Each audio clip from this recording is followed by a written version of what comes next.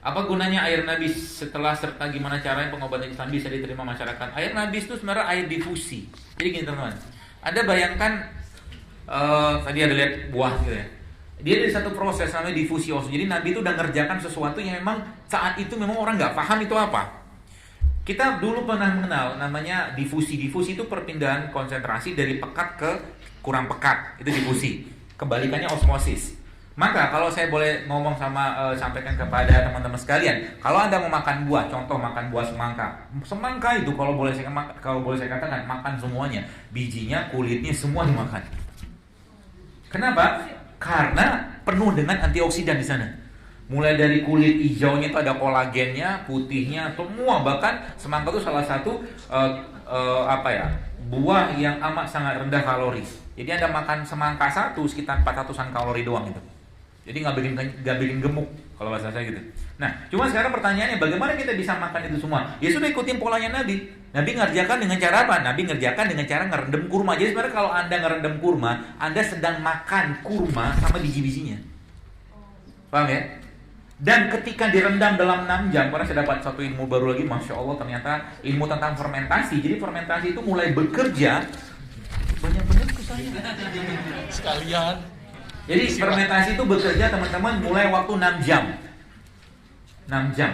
Dan tubuh kita nih, perut kita ini ada 3 bakteri. Bakteri ini bahasa awam gampangnya ya. Ada bakteri netral, ada bakteri baik, bakteri jahat. Nah, yang paling banyak porsinya adalah bakteri netral. Artinya bakteri netral ini akan berubah menjadi bakteri baik atau bakteri jahat tergantung apa yang Anda makan. Makanya mereka mengatakan sekarang you have 3 brains. First di sini, Anda punya 3 otak. Otak di sini, otak yang kedua di sini, dan otak ketiga di perut. Tapi pengendalinya mana? Ini. Mereka nyebutnya heart. Ini mengendalikan ini mengendalikan ini. Makanya dalam Islam sebenarnya ya, kalau umat Islam benar-benar menjaga Ramadan menjadi bulan terbaik, bos sekalian, maka harusnya inflasi di bulan ini jauh lebih ringan, bahkan paling kecil dibanding 11 bulan lain. Tapi konyolnya di bulan ini 11 bulan orang lebih banyak mikir makan apa, sahur apa, buka apa, tapi 1 juz pun tidak terbaca Al-Quran.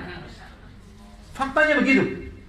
Ngabuburit lah, buka bersama segala macam. Ini kalau saya ngomong ini sebenarnya pengen nangis sebenarnya. Tadi satu video dibikin di One Pet Network, saya katakan puasa Nabi itu bagaimana mereka tuh bisa luar biasa, karena memang makanan itu saya katakan biang kerok dari muncul masalah sekarang gara-gara apa? Gara-gara umat tak mampu mengatur ini. Selesai. Tanya sama orang yang kena kolesterol, stroke, diabetes, seringkah mereka puasa? Tidak. Seringkah mereka ngikutin polanya Nabi? Nabi jarang kenyang, bahkan lebih sering lapar. Boro-boro segala macam makanan dihambat, dihantam kalau saya bilang. Masalah kan jadinya kan? Kenapa bisa begitu? Karena they cannot control hunger. Mereka nggak bisa kontrol lapar. If you can control hunger, you can control everything else. Kalau Anda bisa ngontrol lapar, maka Anda bisa ngontrol yang lain. Itu kata kuncinya. Kata seorang dokter, ya dokter Muslim lah dikatakan gitu. Kata kuncinya lapar. Jadi biasakan lapar. Ya, supaya apa? Supaya tubuhnya detox terus. Supaya tubuhnya detox terus itu. Jadi air nabis itu air apa? Dia air nano juga. Kenapa nano? Karena molekul pada kurma tadi sudah berubah menjadi kecil. Gara-gara dicemplungin dalam air. Dan kita Indonesia sekalian lihat, Allah Maha baik dengan negeri ini. Kalau Anda nggak punya kurma, gampang rendam aja kunyit. Rendam jahe, rendam segala macam. Itu udah fermentasi semua. Apa yang terjadi? Anda akan kebanjiran bakteri baik. Dan ingat, 80% serotonin dibikin di pencernaan. Dan 80% imunitas kita dibikin di pencernaan. Artinya apa? Kalau Anda minum seperti itu subhanallah efeknya luar biasa. Baik, saya cerita sedikit supaya nambahin. Pasien-pasien saya ya, pasien saya yang baik, yang goib sama non-goib. Goib itu saya nggak ketemu gitu. Yang nggak goib saya ketemu gitu. Iya, sebenarnya kita bicara teori ya, teori. Contoh misalkan kalau orang kena MAH, dispepsia atau GERD, ya kalau datang ke rumah sakit pasti dikasih dengan PPI, proton pump inhibitor, pasti dikasih dengan apa tuh namanya antagonis H2, idin banget itu kan. Yang saya kasih apa? Yang saya kasih air jeruk nipis sama madu sama garam. Apa hubungannya? Saya nggak menyetop asam lambungnya. Yang saya kerjakan adalah memperbaiki enzimnya. Apa yang terjadi? Sebagian besar dari mereka, subhanallah, recover kembali. Dan kalau udah bicara produk Allah bahasa saya, maka kita menang banyak. Judulnya cuma minum jeruk nipis, cuma minum madu, udah kasih garam gitu kan, trace elemen semua tuh mineral, asam amino semua di situ, enzim. Karena bahan baku enzim itu asam amino. Asam amino apa di mana? Sebagian besar di buah sama sayuran, sebagian besar. Antioksidan situlah seperti itu. Jadi itu, ya teman-teman sekalian. Jadi kata kuncinya apa? Benerin makan, benerin piring, begitu aja. Dan ikutin polanya Nabi.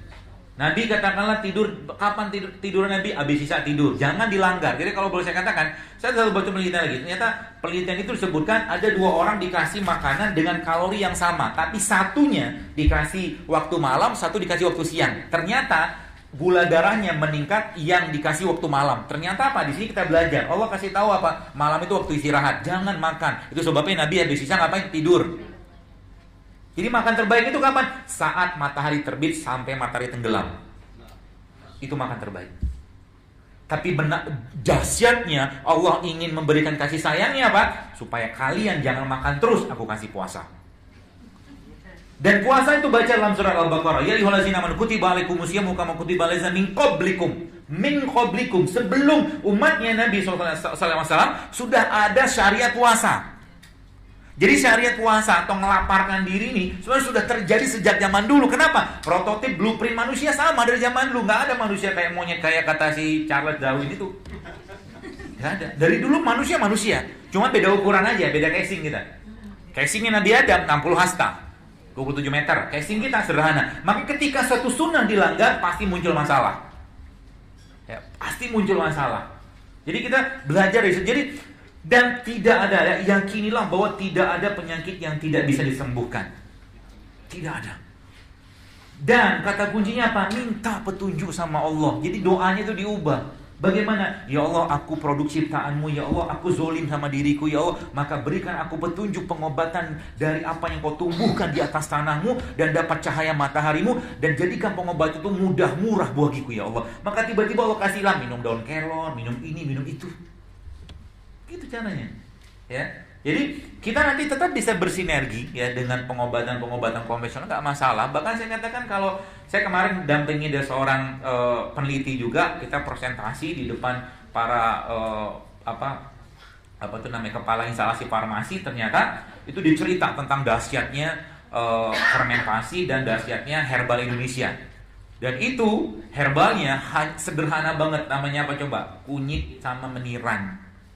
Dan dia kelola itu dengan menggunakan teknologi nano, dan kanker udah bolong Pak Bu, subhanallah. Ini cerita nih bukan orang kemarin sore, oke lah nggak usah saya lah. Ini dokter peneliti, dia buka data-datanya, subhanallah, kanker di payudara udah bolong, dipakein itu tumbuh lagi selnya.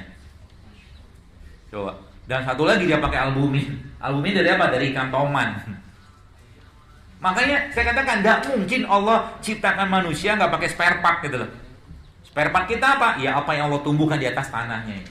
Ya gitu teman-teman sekalian. Makanya kalau kita bicara Nabi sih, saya kira mungkin misalkan di Riau sini kan teman-teman susah dapat apa? Di sini banyak apa? Di sini banyak manggis. Cemplungnya aja manggis. Udah fermentasi tuh. Sama kulitnya. Kalau nggak suka kulitnya nggak usah. Bijinya aja. Buah manggis sama dagingnya sama bijinya cemplungin. Ya, itu sudah jadi fermentasi, udah difusi dia. Ya, apalagi nanti dicobain di rumah. Jus manggis sama bijinya, enak loh. Ya, 6 jam. Nabi pernah disebutkan dalam sebuah riwayat, beliau memasukkan kismis ke dalam air, kemudian beliau minum hari pertama, hari kedua, hari ketiga. Jadi setelah hari ketiga beliau tidak minum. Artinya sudah mulai terjadi fermentasi alkohol setelah hari ketiga. Jadi maksimal tuh di hari ketiga. Itu dokter Agus banyak datanya tuh.